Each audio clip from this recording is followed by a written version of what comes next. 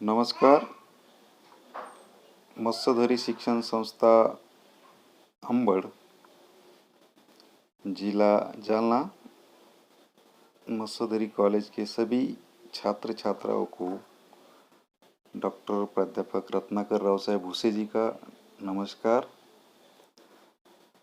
इस सत्र में हम सभी बीकॉम एसवाई के छात्र एसएल हिंदी के रूप में संप्रेषण मूलक व्यावसायिक हिंदी के अंतर्गत भाषा और भाषा शिक्षण, प्रयोजनमूलक भाषा, वाणिज्य व्यवसाय और हिंदी, व्यावसायिक संप्रेषण, वित्त तथा व्यवसाय संबंधी विषयक निबंध लेखन, इन सभी मुद्दों को लेकर अध्ययन करने वाले हैं और आपको इन सभी पांचों मुद्दों पर 80 अंकों का प्रश्न पत्र रहेगा.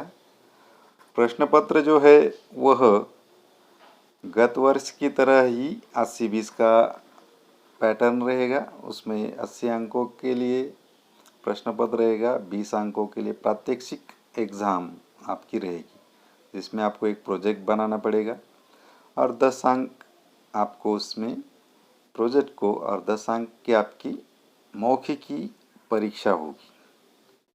संप्रेषण मूलक व्यावसायिक हिंदी नाम से ही पता चलता है कि संप्रेषित होना यानी अभिव्यक्त होना, और आप सभी व्यावसायिक कोर्स के अध्याता हो. आगे चल के आपको लोगों के साथ अभिव्यक्त होना है, आपके व्यवसाय के बारे में जानकारी देना है, उसकी जाहिरात करना है, आपको बोलना है. बोलना है तो फिर किस भाषा में बोलना है. देश की जो भाषा होती है, राष्ट्रभाषा होती है, उसी में सब कार्य चलते हैं, तो वो भाषा आपको आना अनिवार्य है और उस भाषा में अभिव्यक्त होना भी आपको ज़रूरी है. जब जाके आप आपके जीवन के सभी कार्य उसके साथ कर सकते हो. भाषा का अभिव्यक्त होना या संप्रेषण मूलक व्यावसायिक हिंदी, ये जो ग्रंथ है ये आपके अध्ययन के लिए डॉक्टर बाबा साहेब अम्बेडकर मराठवाड़ा विद्यापीठ औरंगाबाद की ओर से पाठ्यक्रम में रखा गया है. साहित्य के साथ साथ ही भाषा के अनुप्रयोगात्मक रूपों का अध्ययन आज प्राय सभी विश्वविद्यालयों में पढ़ाया जा रहा है. प्रयोजनमूलक हिंदी की सभी प्रयुक्तियाँ पाठ्यक्रम में सम्मिलित हो रही है. व्यावसायिक हिंदी की प्रयुक्तियाँ उनमें से एक महत्वपूर्ण प्रयुक्तियाँ है. बाजार और मीडिया आज की दो प्रमुख महासत्ताएं हैं. इन दोनों के क्षेत्र में हिंदी तथा भारतीय भाषाओं ने अपनी क्षमताओं को साबित किया है. अंग्रेज दबाबू अफसर तथा तथाकथित शिक्षाविद व्यावसायिक लाभप्रदता और भाषा के आपसी संबंधों को भले ही गहराई से नहीं देख पाते हो, व्यापारिक संस्थान इन संबंधों को अच्छी तरह से जानते हैं. 100 करोड़ या 100 करोड़ से अधिक की जनता में 70 करोड़ लोग जिस भाषा में जीते हैं, उस भाषा की उपेक्षा वो कैसे कर सकते हैं. और हम देखते हैं कि दुनिया भर में जो लोग हैं वो अपनी भाषा, अपनी संस्कृति, अपना धर्म, अपनी परंपराएं, इससे काफ़ी लगाव रहता है. वैसे ही भाषा के बारे में भी हर कोई अपनी भाषा को वरीयता देता है और मेरी भाषा महान है, मेरी भाषा मुझे आनी ही चाहिए. दूसरी भाषा भले ही आए न आए, लेकिन जो भाषा बोलने का काम होता है या अभिव्यक्त होना होता है, व्यवहार जो भी आपको करना है उसमें भाषा अनिवार्य है. भले ही वो भाषा कोई हो, पर भाषा आपको आनी चाहिए और हर एक को महत्वपूर्ण है. भले ही हम हिंदुस्तानी जनता अपनी भाषा को बहुत अधिक महत्व न देते हुए अंग्रेजी के पीछे पड़े रहते हैं, फिर भी बाकी दुनिया के लिए हम महत्वपूर्ण हैं. महत्वपूर्ण इस विषय में क्योंकि हम एक बड़ी बाजार पेट के रूप में लोगों के लिए है. 100 करोड़ या 140 करोड़ भारतीय जनता का जो जनसंख्या है, उसमें हर एक चीज़ हाथों हाथ बिक जाती है, बड़ा व्यापार लोगों के लिए मिलता है और अन्य दुनिया के लिए हम हिंदुस्तानियों के साथ जुड़ने के लिए हिंदी एक बड़ा कारगर उपयोग है और उन्हें हिंदी सीखनी पड़ती है। इसलिए अन्य देशों में हिंदी पढ़ाई जाती है, चीन, अमेरिका, ये जो व्यावसायिक परिग है। और आए दिन हम देख रहे हैं कि किस तरह से बाजार के लिए लोग लड़ रहे हैं। इसलिए अन्य क्षेत्र की तुलना में वाणिज्य व्यवसाय तथा जनसंचार माध्यमों में हिंदी का प्रयोग अपेक्षाकृत अधिक मात्रा में होता हुआ देखा जाता है। संप्रेषण मूलक व्यावसायिक हिंदी में वाणिज्य व्यापार तथा मीडिया की प्रयुक्तियों के विविध आयामों को विवेचन किया गया है। भाषा शिक्षण, प्रयोजनमूलक भाषा, वैश्वीकरण के परिप्रेक्ष्य में हिंदी, वाणिज्य व्यापार का भाषिक प्रकार्य, व्यावसायिक संप्रेषण, बैंकिंग में हिंदी का प्रयोग, लेखा कार्य, बही खाता लेखन, व्यावसायिक कार्यालयीन लेखन आदि वाणिज्य व्यापार की हिंदी के आयामों का साम्यक परिचय दिया गया है। वाणिज्य व्यापार और मीडिया एक दूसरे की सहायता से आगे बढ़ रहे हैं। साथ ही मीडिया लेखन अब एक स्वतंत्र व्यवसाय भी बन गया है। इसलिए वाणिज्य व्यापार में मीडिया की भूमिका तथा विविध मीडिया लेखन का परिचय भी दिया गया है। साथ ही वाणिज्य व्यापार के विविध अंगों पर निबंध लेखन विधि का भी परिचय दिया गया है। वाणिज्य व्यापार के कई अंगों की भाषा अंग्रेजी रही है, इसलिए अनुवाद कार्य आज की अनिवार्य आवश्यकता है। व्यावसायिक अनुवाद, बैंकिंग तथा मीडिया अनुवाद की व्याप्ति, स्वरूप एवं समस्या का संक्षिप्त विवेचन भी इस पाठ्यक्रम में दिया गया है। व्यावसायिक हिंदी की विभिन्न उपप्रयुक्तों को भी इस ग्रंथ में शामिल किया गया है ताकि आप भाषा अच्छी तरह से समझ सको और आपको आपके इस अध्ययन क्रम में आप भाषा का सही रूप से अध्ययन करें। वास्तव में भाषा ही एक ऐसा माध्यम है जिसे हर क्षेत्र में उपयोग में लाना पड़ता है। बिन भाषा के हम कुछ भी नहीं कर पाते। भाषा और भाषा शिक्षण ये जो प्रक्रिया है ये एक सोउद्देश्य, एक उद्देश्य, निश्चित उद्देश्य लेकर आपके सामने लाई गई है और ये हमेशा गतिशील, विकासात्मक एवं सचेतन प्रक्रिया है। निर्दिष्ट उद्देश्य प्राप्ति के लिए अध्यापक द्वारा सुनियोजित क्रिया को शिक्षा के रूप में स्वीकार किया जाता है। इसका उद्देश्य मात्र छात्रों को व्यवहार में वांछित परिवर्तन लाना है। शिक्षा दी जाती है सामान्य बालकों को। आपने देखा होगा कि अनपढ़ बालक और शिक्षित बालक, इन दोनों को व्यवहार का आप अगर तुलनात्मक अध्ययन करोगे तो आपके ध्यान में आएगा जो स्कूल में जाते हैं बच्चे या जो शिक्षा लेते हैं उनका बोलने का, चालने, रहने का और समाज में वर्तन करने का एक अलग ढंग होता है। और जो अनपढ़ होते हैं, जो पढ़ाई नहीं करते, औपचारिक पढ़ाई है जिसे कहते हैं, उनका बोलने का, उनके आत्मविश्वास का, उनके रहने का एक अलग ढंग होता है। तो बिना शिक्षा के मनुष्य में या बालकों में जो परिवर्तन होते हैं और जो शिक्षा ग्रहण करने के बाद उनमें परिवर्तन होते हैं, तो एक औपचारिक परिवर्तन उनमें दिखाई देते हैं। उन्हें अक्षर ज्ञान होता है। इसके लिए वह पढ़ाई लिखाई के द्वारा अच्छा क्या है, बुरा क्या है, इसमें फर्क जानने लगते हैं। अंधविश्वास में कमी आती है। तो ये जो वांछित परिवर्तन लाने का कार्य किया जाता है ये शिक्षा के द्वारा किया जाता है। औपचारिक शिक्षा जो सुनियोजित होती है, सुनियोजित यानी नियोजन पूर्ण, उसमें उस पर अध्ययन करके कि बालकों को क्या पढ़ाया जाना चाहिए, क्या नहीं पढ़ाया जाना चाहिए, ये सब बातें इसमें दी जाती है।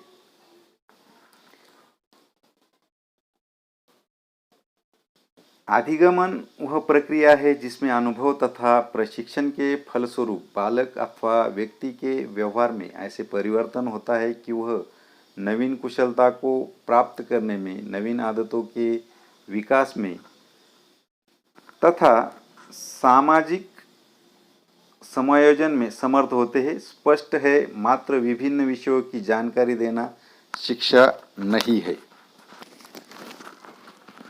अपितु वह ऐसी ज्ञानात्मक संस्कार है जिसमें व्यक्ति के व्यक्तित्व का बहुआयामी विकास हो। इसलिए शिक्षण प्रक्रिया में शिक्षण और अधिगमन का परस्पर संबंध आवश्यक होता है।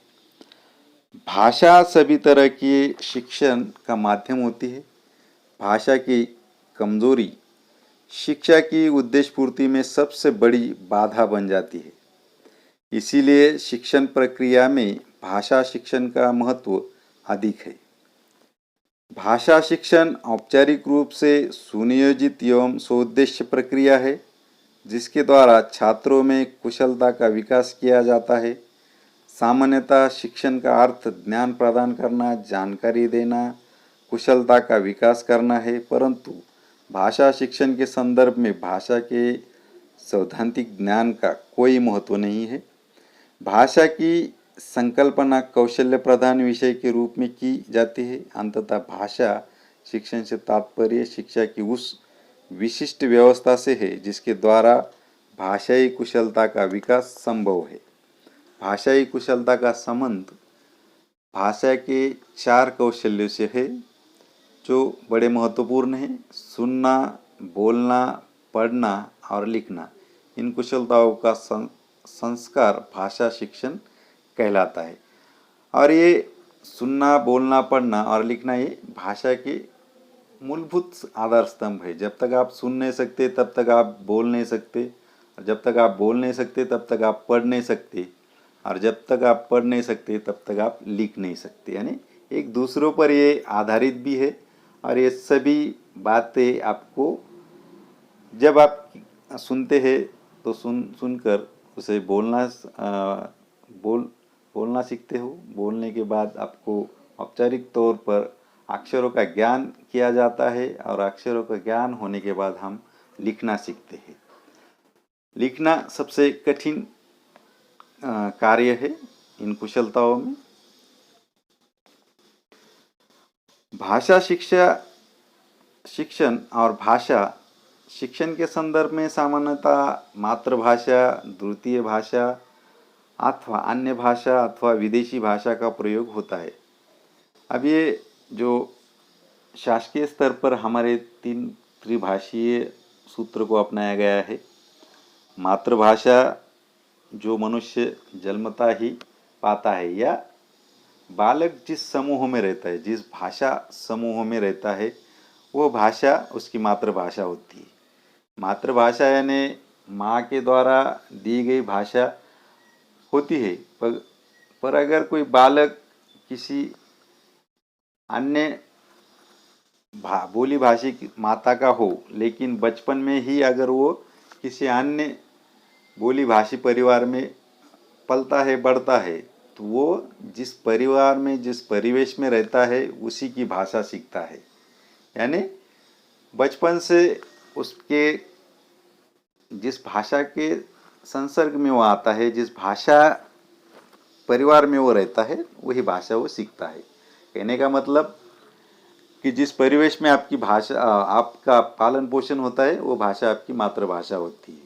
इसमें ये ज़रूरी नहीं है कि माँ अगर हिंदी भाषी है और बच्चा आगे चलकर मराठी भाषा परिवार में रहने लगा तो वह उसकी मराठी मातृभाषा बन जाती है, पर उसकी माँ हिंदी परिभाषा से है। तो ज़रूरी नहीं कि बच्चे की माँ अगर अन्य भाषा की रही लेकिन उसकी परिवेश दूसरी भाषा में होती है तो वह उसकी मातृभाषा होती है। यानी बचपन में आप जिस समूह में रहते हो वह भाषा आपकी मातृभाषा होती है। द्वितीय भाषा जो पूरे राष्ट्र में या राष्ट्र के स्तर पर उपयोग में लाई जाती है, और तृतीय भाषा यानी विदेशी अंतर्राष्ट्रीय स्तर पर ये उपयोग में लाई जाती है। मातृभाषा का और बालकों का बड़ा ही अटूट संबंध है। मातृभाषा का शाब्दिक अर्थ है माँ की भाषा, जिसे बालक माँ के सानिध्य में रहकर सहज रूप से सुनना और बोलना सीखता है। मातृभाषा को बालक माता पिता, भाई बहन तथा अन्य पारिवारिक जनों के बीच रहकर सहज और स्वाभाविक रूप से सीखता है। चूँकि बालक सामान्यतः माँ के संपर्क में अधिक रहता है, इसलिए बचपन से सीखी गई इस बोली या भाषा को मातृभाषा कहा जाता है। औपचारिक शिक्षा के क्रम में वह पहले क्रम पर आती है। मातृभाषा के मानक रूप सीख लेता है। यह मानक रूप किसी क्षेत्रीय भाषा का मानक रूप होता है। इसका व्यवहार क्षेत्र अपेक्षाकृत विस्तृत होता है। इसे ही प्रथम भाषा कहा जाता है। भाषाई कौशल्य का विकास सर्वप्रथम मातृभाषा में ही संभव होता है। मुख्य कौशल्यों पर अधिकार का तो यह एकमात्र साधन है। मातृभाषा व्यक्ति को व्यापक सामाजिक संदर्भों से जोड़ती है और सामाजिक अस्मिता का निर्धारण भी करती है। इस दृष्टि से मातृभाषा व्यक्ति और समाज की आत्मीय भाषा होती है।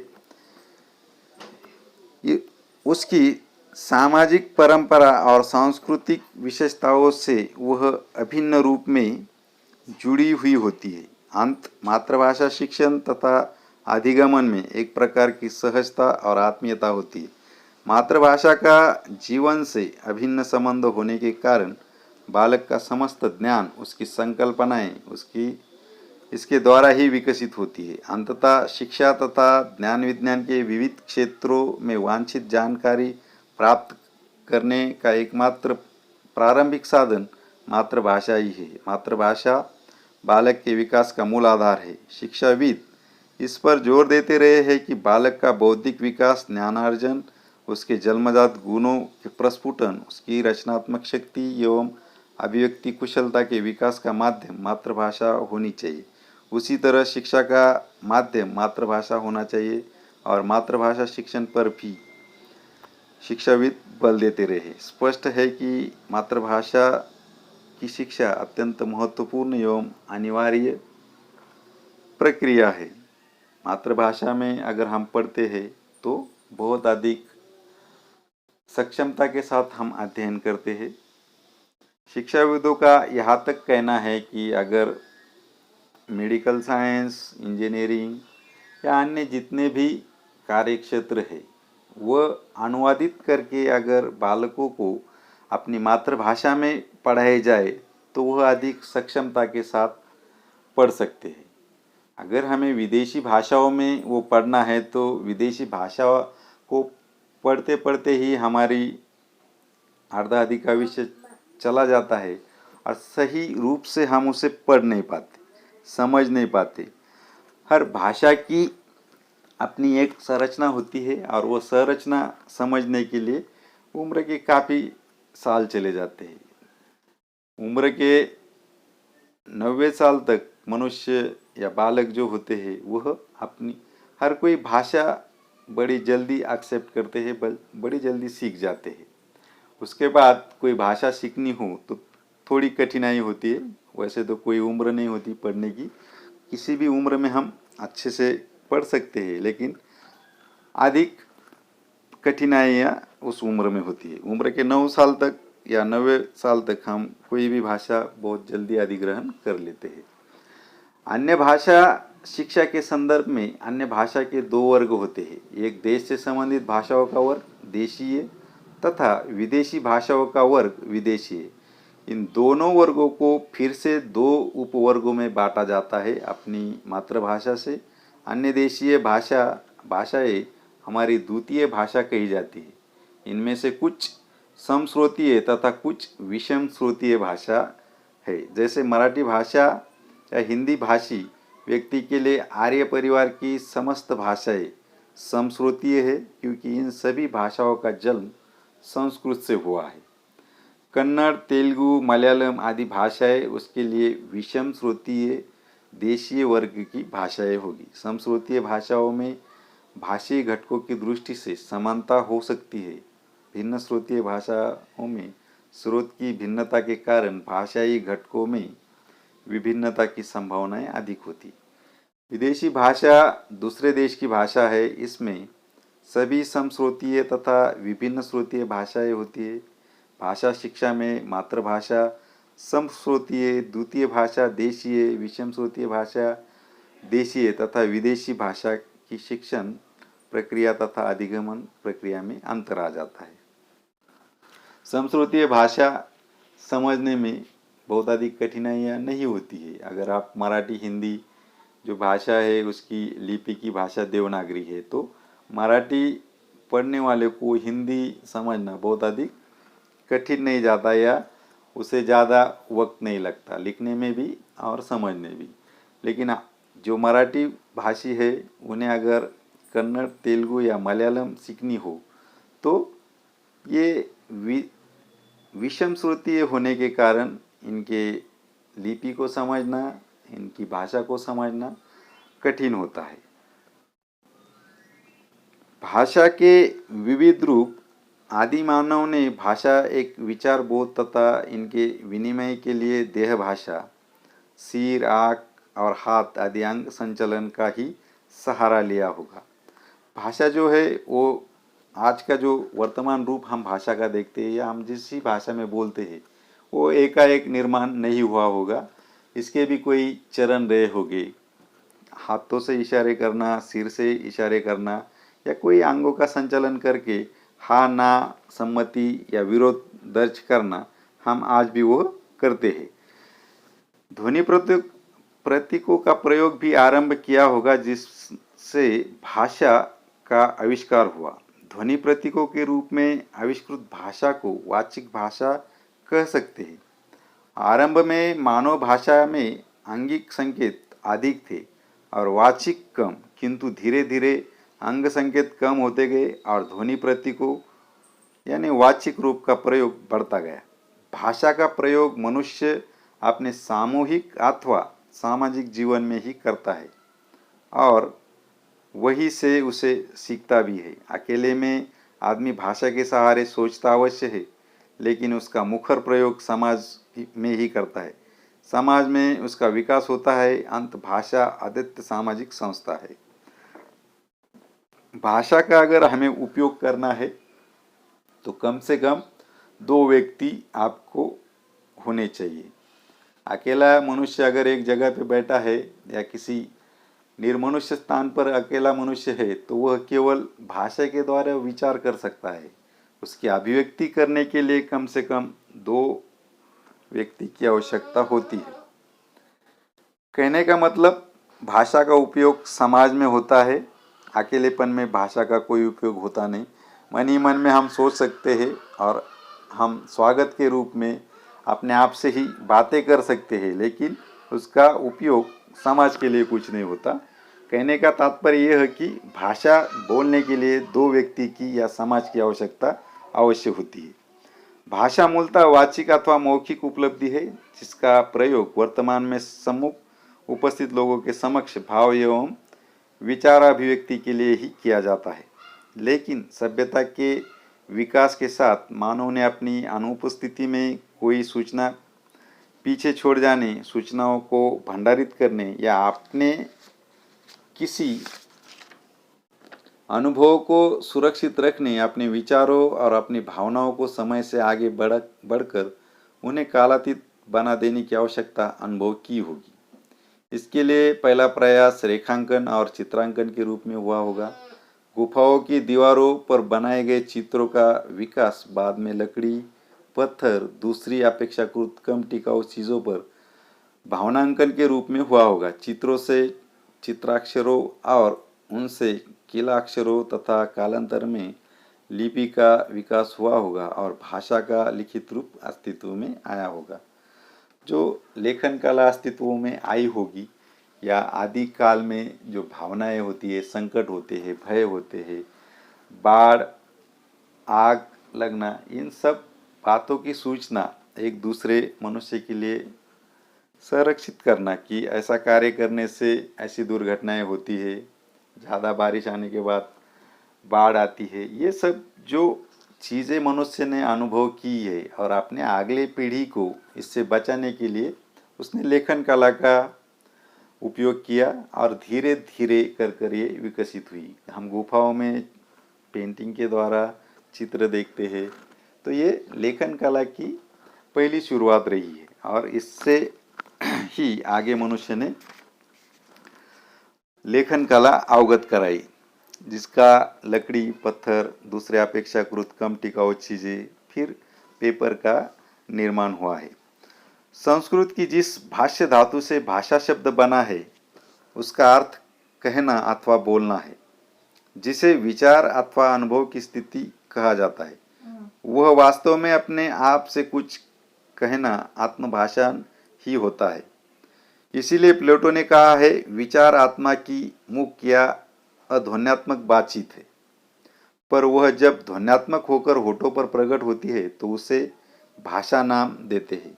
इस संदर्भ में भाषा शास्त्री द्वारा की गई परिभाषा, भाषा पूरी तरह मानवीय क्रिया है और वह वाक् तंत्र से उत्पन्न प्रतीकों द्वारा विचारों, भावों तथा इच्छाओं के संचारण विनिमय का असहज वृत्तिक तरीका है।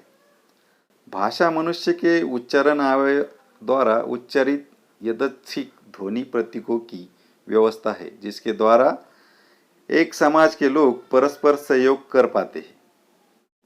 भाषा हम हमारे मुख से या वाद्य यंत्र के द्वारा भाषा की निर्मित होती है और वह एक दूसरे मनुष्य समझते हैं और उससे ही हमारे कार्य समाज के होते हैं।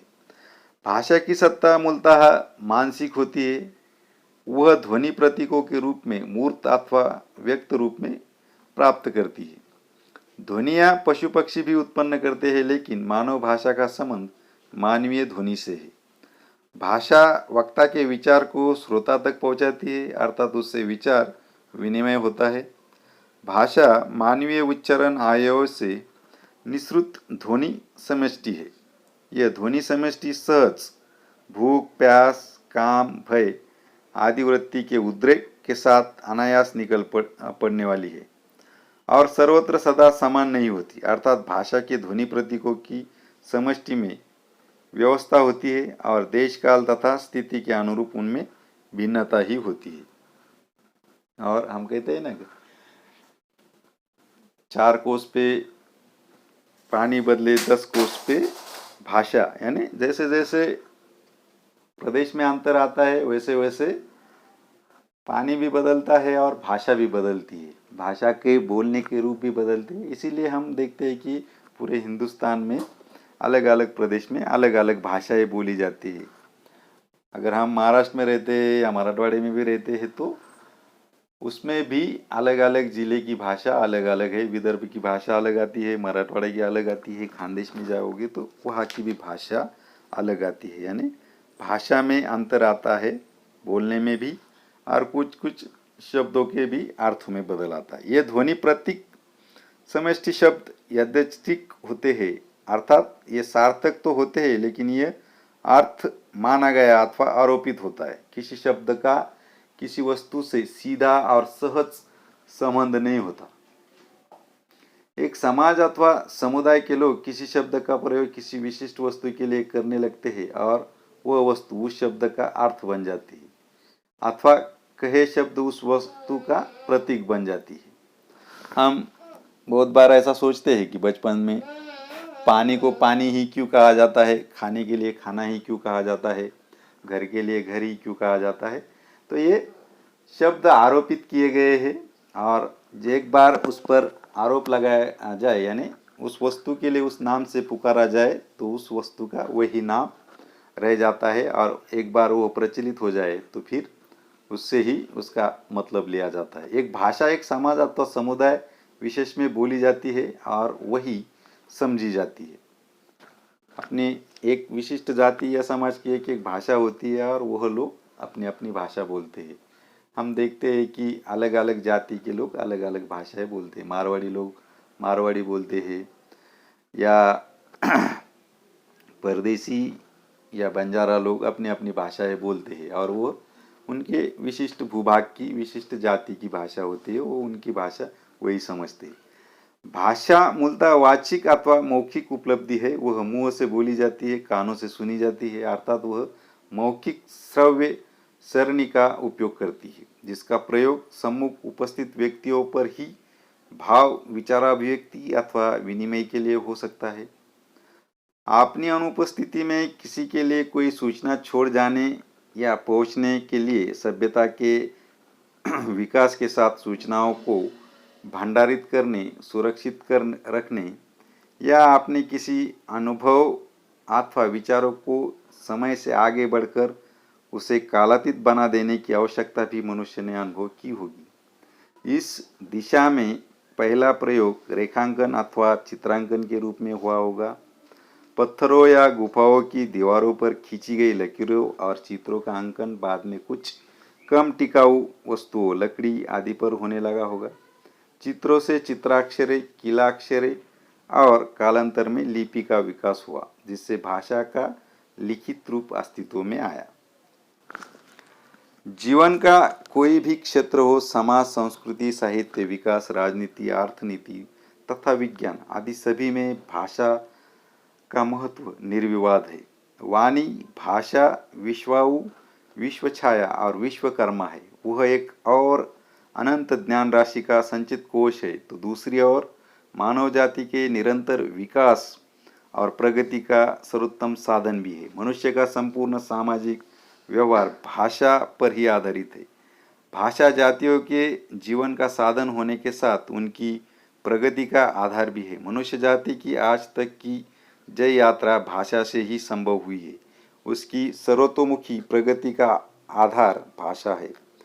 यह ठीक है कि समाज के वर्चस्व प्राप्त वर्ग ने आरंभ में अपने हित में भाषा का दुरुपयोग भी किया है, लेकिन समय की गति और परिस्थितियों में परिवर्तन के साथ अभिजात्य के ऊंचे सोपान से सामान्य जनजीवन की धरातल पर आकर भाषा ने विश्व स्तर पर लोगों के सामाजिक जीवन में आमूल परिवर्तन प्रस्तुत किए हैं।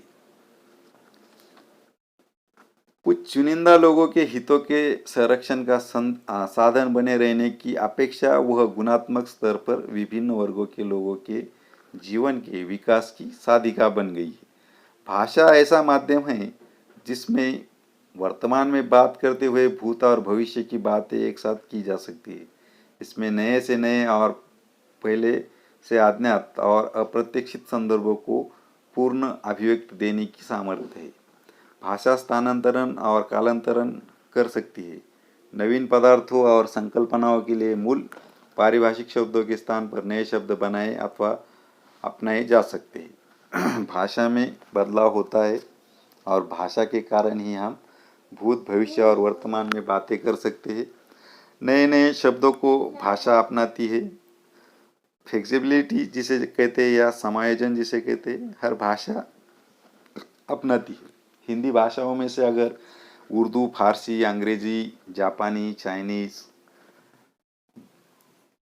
ये शब्द अगर हम निकाल देते हैं तो भाषा का कोई रूप नहीं रहता, कोई मायने नहीं रखते।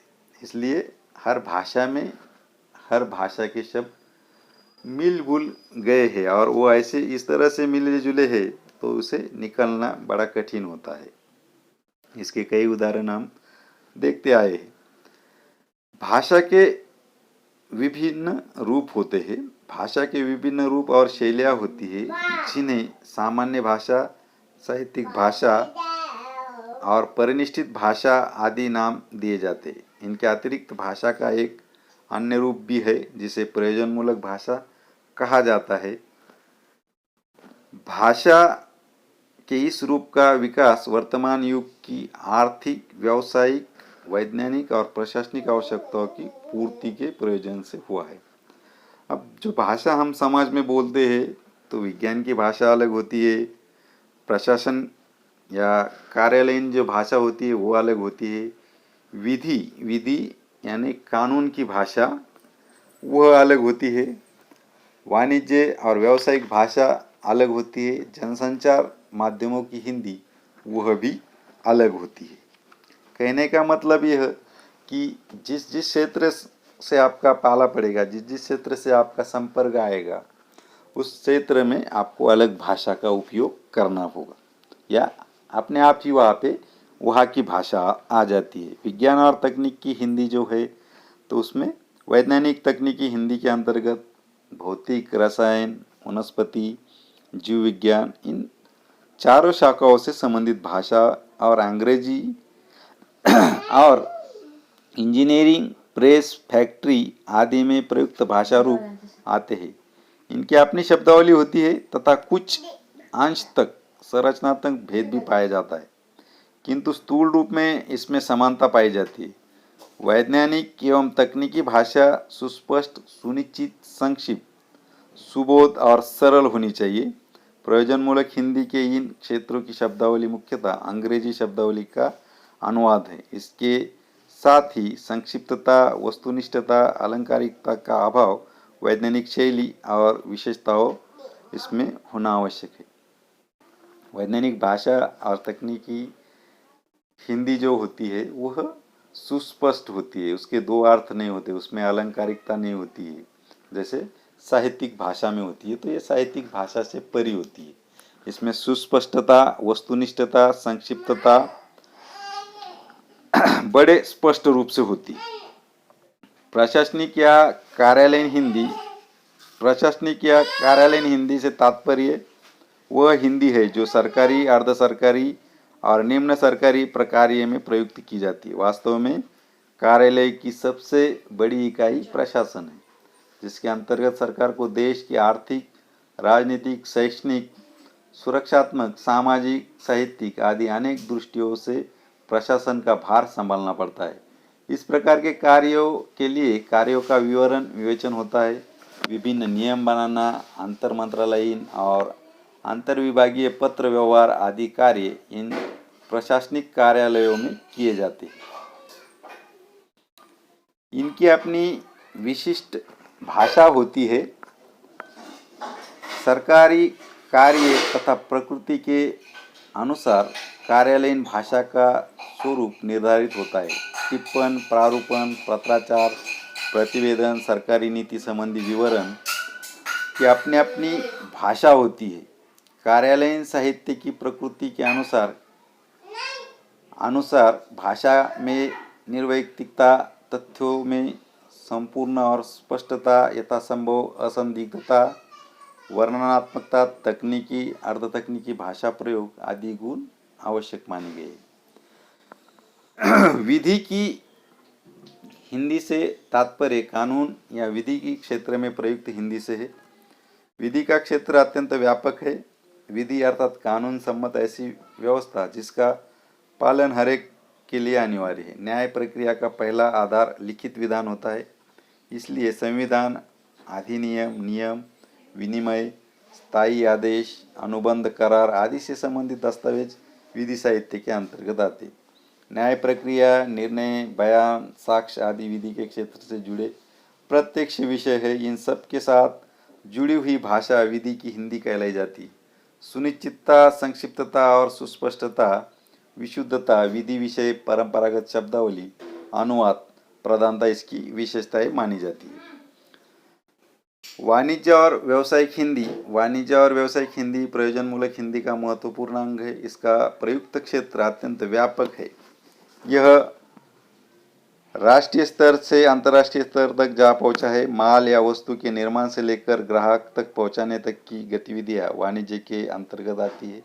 इसमें ग्रामीण बाजारों से लेकर अंतर्राष्ट्रीय कंपनियां तथा विविध माध्यमों से प्रसारित विज्ञापन की गतिविधियां वाणिज्य व्यावसायिक हिंदी के अंतर्गत आती है। इसके अतिरिक्त यातायात, व्यापार तथा औद्योगिक क्षेत्र से संबंधित सरकारी, अर्ध सरकारी, गैर सरकारी कार्यालय, बीमा, बैंक आदि का पत्र व्यवहार भी इसके अंतर्गत आ जाता है।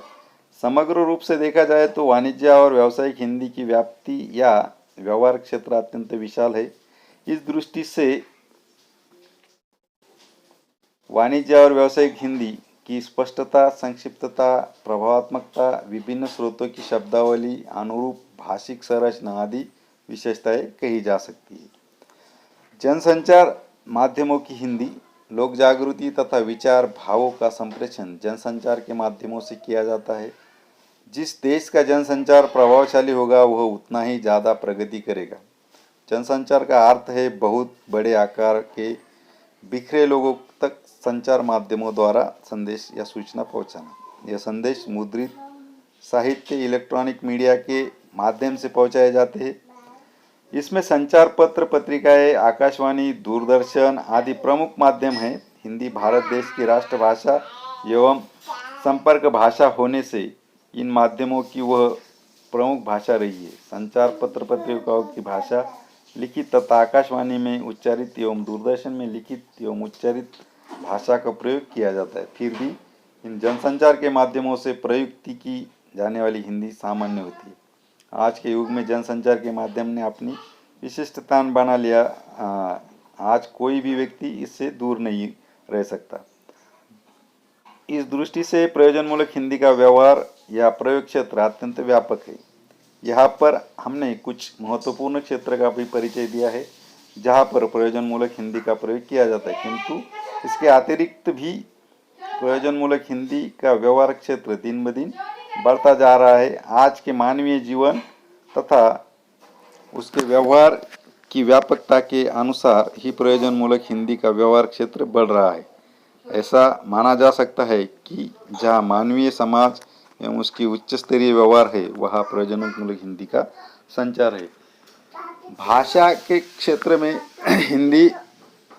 हिंदी का बड़ा महत्वपूर्ण स्थान है और जैसे जैसे मनुष्य प्रगति कर रहा है वैसे वैसे भाषा की भी प्रगति हो रही है। यानी हर क्षेत्र में मनुष्य प्रगति करता है, वहाँ पर भाषा भी अपने आप ही अपनी प्रगति कर लेते हैं। आज की तासिका यहाँ पर हम ख़त्म करते हैं। भाषा शिक्षा की प्रक्रिया अगली तासिकाओं में देखेंगे।